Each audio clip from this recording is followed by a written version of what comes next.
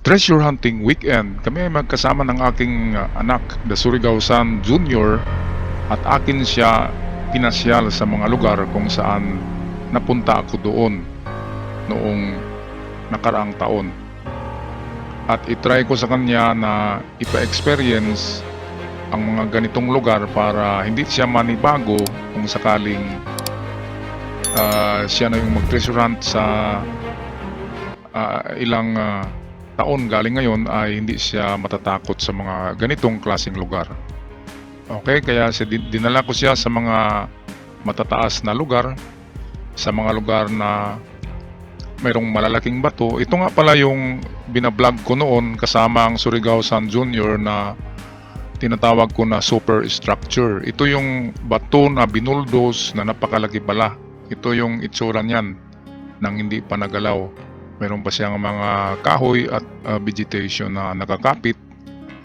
At nang binuldos yan ay nalantad ang kakaibang istruktura na parang mall, parang city mall na maliit.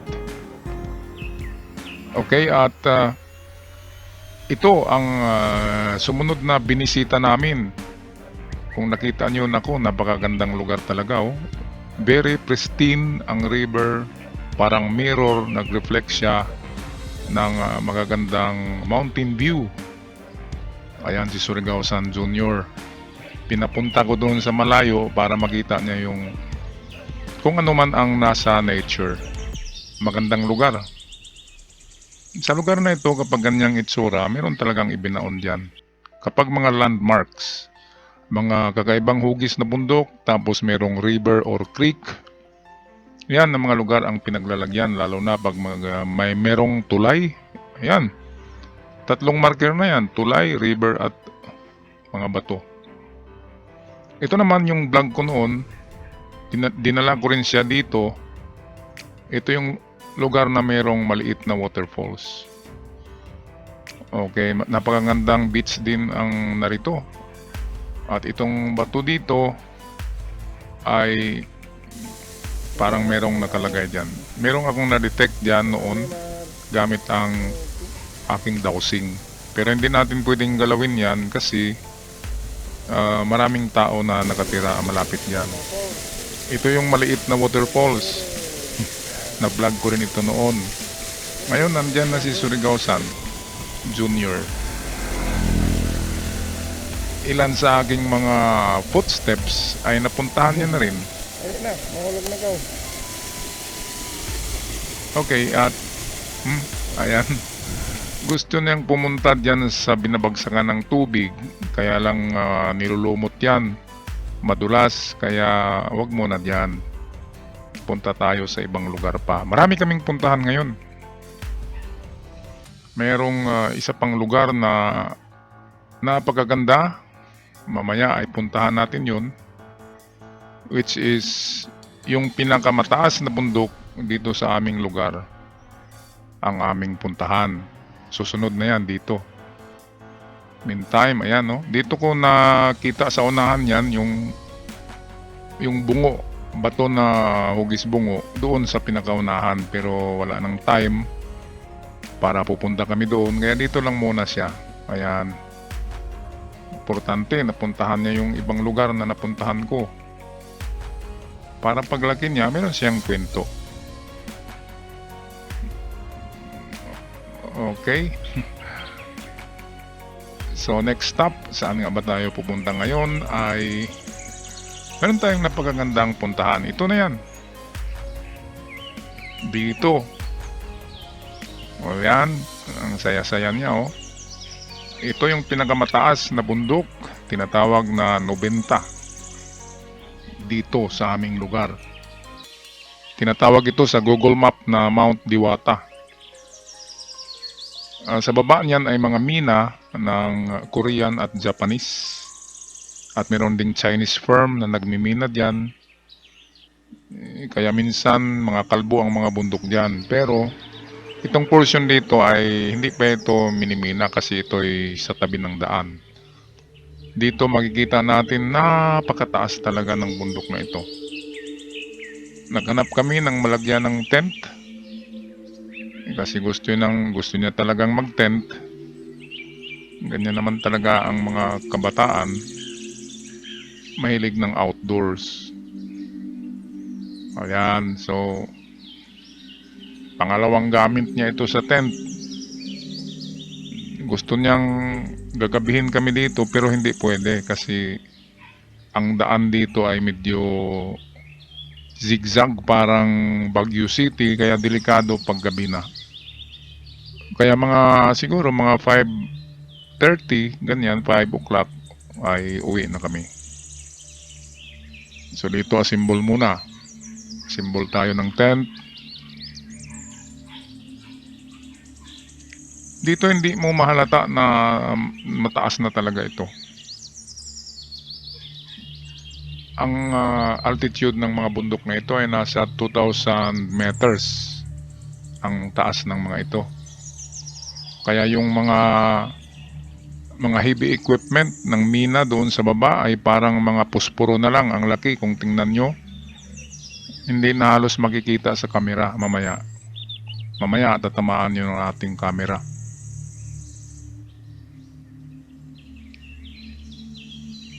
Meantime, asimbol muna tayo. Tutulong ako sa pag-asimbol kasi medyo may kahirapan medyo may matigas na parte diyan na hindi kaya ng Surigao-san sa sa pagtanggal. Kaya tinutulungan ko.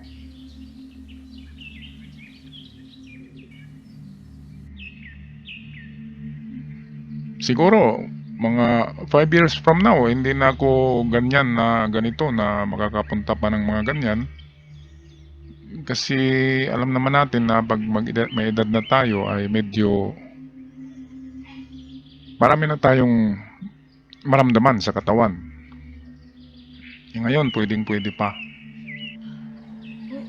Kaya may time pa tayo na ito lang kasi mag-isa ang anak ko kaya may time ako na meron akong time every vacation, Christmas and summer ay isasama ko siya.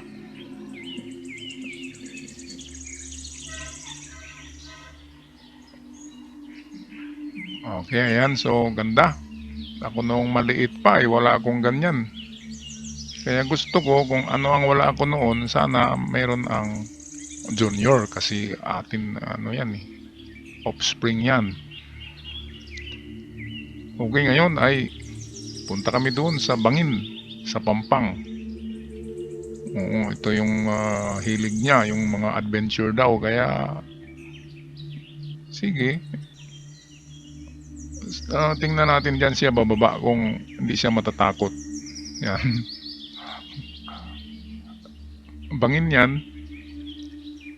Kung tatayo ka dyan, mahuhulog ka sa baba. Kaya, pa-slide-slide lang muna siya. First time pa niya ng ng mga ganyan na pampang na matataas. Ayan, no? Andun sa baba yung mga katiyets, yung mga equipment. Heavy equipment, kung nakita nyo, ang liliit lang.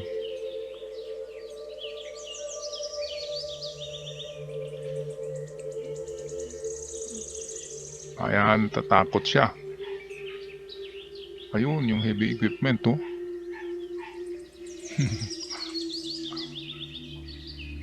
Okay, maghanap pa kami ng iba pang pampang na hindi gaanong vertical para bababa daw siya. Kasi gusto niyang ganyan na parang slide lang. Ayan. So, yan ang napili niya. Diyan daw. Oh, bilib din ako dito, hindi natatakot. Oh, mataas yan. Ayan, diyan daw siya bababa. Wala nga akong dalang ngayon, lubid. Dapat may lubid. Yan, merong lubid sa gilid, pero yan. Itong putol-putol yan. Kaya tinuruan ko lang siya na kapit lang. Okay, gamitin yung kamay. Kailangan kakapit talaga para hindi mag-slide. Mataas yan. Kasi kung makita nyo yung kahoy sa baba, maliliit na. Yan, no? Ayun, yung heavy equipments. Nandyan. Pine trees. Ang ganda talaga ng view dito. Napakaganda ng lugar na ito. Noong wala pang mina dyan ay talagang luntian yan. Yan ang pinakamagandang high altitude mountain dito sa aming lugar. Pinakamataas talaga yan. Merong fog. Nagpa-fog dyan parang Baguio City. Ngayon nga lang ay makikita natin na meron ng mga pulang portion. Yun mga pula na makikita na walang kahoy, yun ang minimina, binubuldos. At karamihan ng lupa dyan ay nandun na daw sa Japan. Nagiging isla na daw doon. Kasi mayaman talaga ito sa minerals. Merong chromite, silver, nickel, at gold.